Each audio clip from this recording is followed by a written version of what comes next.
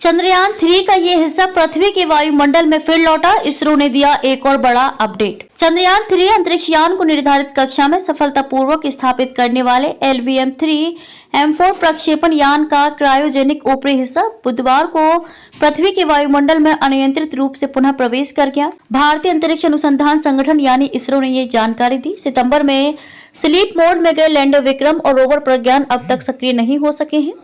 इसरो ने एक बयान में कहा कि संभावित प्रभाव बिंदु का अनुमान उत्तरी प्रशांत महासागर के ऊपर लगाया गया है।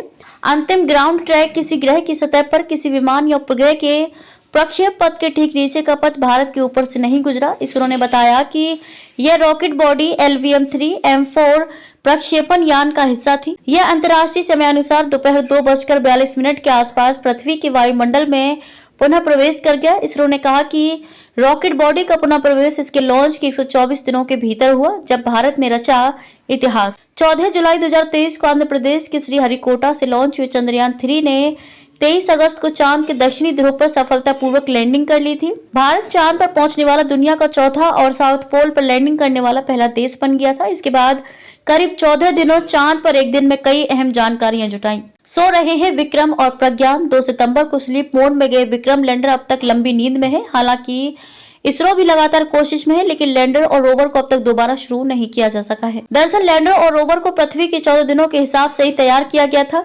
इसरो के वैज्ञानिक पहले ही साफ कर चुके थे कि अगर दोनों दोबारा सक्रिय होते हैं तो ये बोनस होगा।